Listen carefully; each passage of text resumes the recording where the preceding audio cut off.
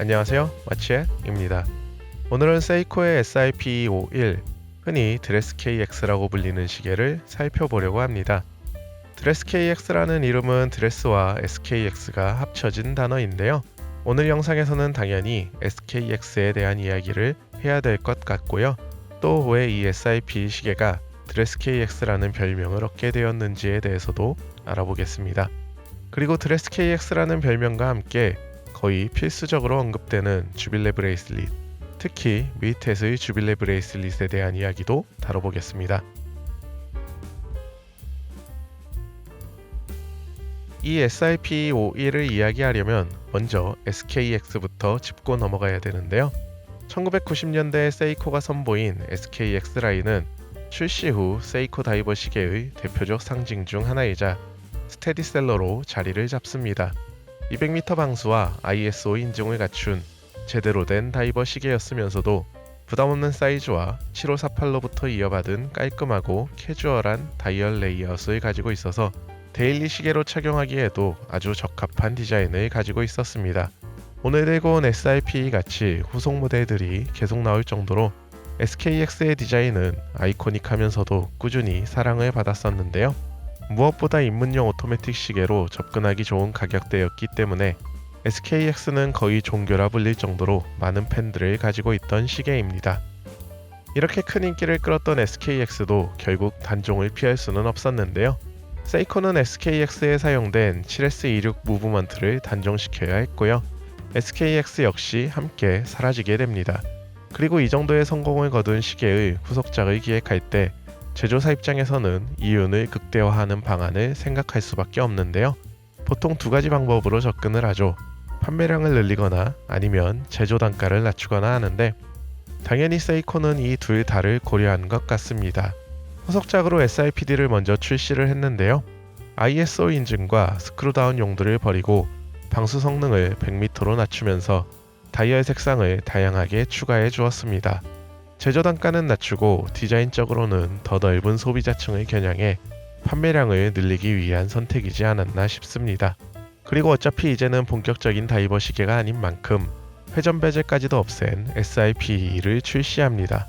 이제 이 정도면 더 이상 SKX의 후속이라고 할 수 있나 싶긴 한데요. 오늘 영상에서는 SIP-51을 가져왔는데 보시는 것처럼 한층 절제되고 세련된 느낌을 줍니다. SKX의 다이얼 디자인을 이어받으면서도 더욱 드레시한 느낌을 주기 때문에 이 시계는 드레스 KX라는 별명을 얻게 되는데요. 그렇다고 단순히 베젤만 없앤다고 해서 드레시한 느낌을 주는 것은 아니죠. 실제로 SIP 이 시계는 SKX나 SIPD 대비 케이스 사이즈도 다이어트를 해주었습니다. SKX의 케이스 42.5mm, 러그틀러그 46mm, 두께 13.5mm에 비해 SIP는 케이스 40mm, 러그틀러그 44.6mm, 두께 11.5mm로 수치상으로도 훨씬 날씬하고요. 특히 러그트러그를 45mm 이하로 가져가면서 손목 사이즈에 대한 부담도 조금 더 덜어주었습니다. 제 손목 둘레가 17.5cm인데 확실히 사이즈 면에서 여유가 있어 보입니다. 다이얼은 검은색보다는 약간 밝은 회색인데 선버스트 패턴이 들어가 있습니다. 인덱스는 적당히 입체감이 있으면서 금속 테두리가 들어가 있는데요. 개인적으로는 이 금속 테두리가 선버스트 패턴의 빛 반사와 함께 잘 어울린다고 생각해서 이 SIP-51이 다른 SIP의 다이얼들보다 좀 더 섬세한 느낌을 가지고 있다고 생각합니다. 크리스탈은 하드렉스 크리스탈을 사용하고 있고요.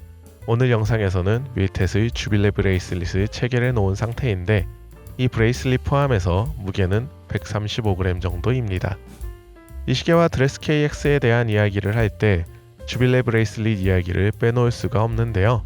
기본 브레이슬릿은 조금 스포티한 느낌인데 주빌레 브레이슬릿으로 교체를 하면 이 시계의 별명에 맞게 좀 더 드레시한 느낌을 줍니다. 세이코라서 다행이라고 해야 되는지 서드파티 브레이슬릿을 찾는 게 어렵지가 않은데요. 그중 엉클 스트랩의 주빌레와 스트랩 코드에서 주로 판매하는 뮤이텟 주빌레를 많이들 선호하시는데 엉클 스트랩 제품이 조금 더 비싸긴 하지만 퀄리티는 비슷하다는 평가가 주를 이루는 것 같아서 이번 영상에서는 조금 더 가성비가 좋다고 하는 뮤이텟을 선택했습니다. 반신반의하면서 구매를 했는데 제품을 받고 나서 솔직히 놀랐는데요. 링크들의 마감도 좋고요.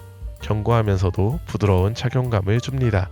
두께감도 적당하고 클래스도 많은 분들이 선호하시는 밀드 클래스를 사용해주고 있고, 엔드링크도 솔리드 링크에 곡면도 케이스와 한몸인 듯 잘 맞아떨어져서 흠잡을 수 없는 디테일을 보여줍니다. 일반적으로 이 가격대에서는 일본 와치메이커들이 밴드에는 신경을 잘 안 써주는데, 세이코에서 기대하는 수준보다는 한층 더 높은 수준이라고 말씀드릴 수 있을 것 같습니다. 무브먼트는 기존의 7S26 대비 해킹과 핸드와인딩이 가능해 편리함이 더해진 4136 오토매틱 무브먼트를 사용하고 있습니다. 24주얼에 진동수는 21600, 1호차는 플러스 45에서 마이너스 35초, 파워 리저브는 41시간입니다. 용도는 4시 방향에 위치합니다. 크기가 넉넉한 편이라 시간 조정이나 와인딩하기에 편하고, 와인딩하는 느낌도 부드러운 편입니다. 야광은 루미 브라이트를 소재로 사용하고 있는데요. 밝을 땐 이렇게 보이고, 약간 어두울 땐 이렇게,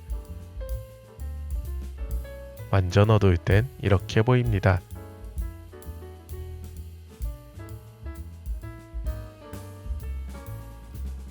여기까지 세이코 SIP-51 시계에 대해서 알아봤는데요. 이 시계가 출시된 지 5년 가까이 되어 가지만 이 시점에서 소개시켜드려도 괜찮겠다 생각했던 이유가 두 가지가 있는데요. 첫째는 이 시계에 대한 관심 자체가 출시 후 지금까지 꾸준한 시계이기 때문입니다. 그리고 그 식지 않는 관심은 이 시계의 유연한 정체성 덕분이라고 생각하는데요. 완전히 격식 있는 느낌은 아니지만 어느 정도 차려입어야 하는 자리에서 착용하기에도 무리가 없고, 캐주얼한 상황에서 착용하기에도 잘 어울립니다. 또한 다양한 스트랩과 매칭이 쉬워서 스타일링에 대한 자유도 또한 매우 높은 시계라고 말씀드릴 수 있을 것 같은데요. 상황과 장소에 따라 여러가지 스타일을 자유롭게 넘나드는 SIP의 이러한 매력이 이 시계가 꾸준히 사랑받는 가장 큰 이유가 아닐까 싶습니다. 그리고 또 다른 이유는 시간이 흐르면서 실구매가의 하락으로 가격 접근성이 좋아졌다는 점입니다. 제가 한국에 거주하고 있지 않기 때문에 참고사항으로만 말씀드리지만, 저도 이 시계를 20만원 중후반대에 구매했는데요. 20만원대 엔트리급 오토매틱이라는 약간은 마법 같은 키워드에 아주 잘 맞는 시계가 아닐까 싶습니다. 앞서 말씀드린 것처럼 격식 있는 자리부터 일상까지 다양한 상황에 활용 가능한 20만원대 입문용 오토매틱 시계는 사실 선택지가 많지가 않은데요. SIP는 그 중에서도 좀 돋보이지 않나 싶습니다. 물론 다른 밴드의 추가 구매는 별도이지만 기본만으로도 충분히 매력적인 시계라고 생각하고요. 하나의 시계로 시계 생활을 시작하기에도 좋고, 시계 생활을 다양한 방법으로 즐기기에도 좋은 시계라는 말씀을 드리면서 이번 영상을 마치겠습니다. 그럼 다음에 또 다른 시계로 찾아뵙겠습니다. 감사합니다. 마치얏였습니다.